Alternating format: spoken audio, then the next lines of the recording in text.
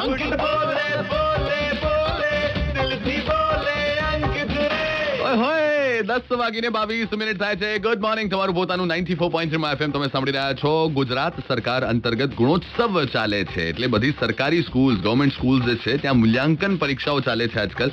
2008માં મૂલ્યાંકન પરીક્ષાઓનો જે રિઝલ્ટ આવેલો 59% પરિણામ હતું. 2009માં 49% આવ્યું ને આ વર્ષે હજી ઘટશે એવી ચિંતા છે સરકારને. બાકી મણિનગર બાજુ આવેલી એક પ્રાઇવેટ સ્કૂલની વાત કરીએ. બેસ્ટ હાઈસ્કૂલની એક સ્ટુડન્ટ જે 8th સ્ટેન્ડર્ડમાં ત્યાં ભણે છે અને પ્રિયા અગ્રવાલ એ છોકરીનું નામ છે. 14 વર્ષની આ છોકરી છે અને આજની આપણી પેશનેટ અમદાવાદી છે. સ્ટુડિયોમાં આપણી સાથે છે. 9 વર્ષની હતી ને પ્રિયા, ત્યારથી કવિતાઓ લખે છે ને કવિતાઓ લખવી બહુ જ ગમે છે, એનું પેશન છે.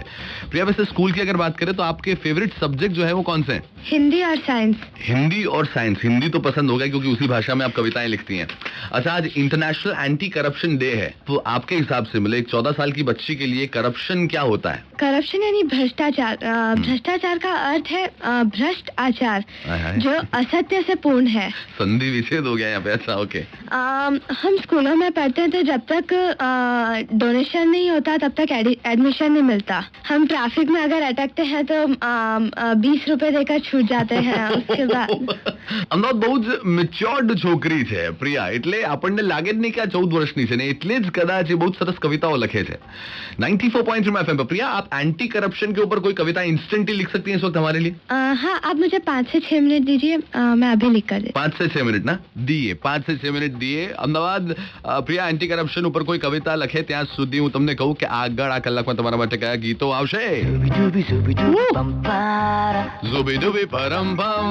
10:28 આ ગીત આવવાનું છે અને એ પછી ધરમપાજીની જે ફિલ્મ આવે છે ને, નવી ફિલ્મ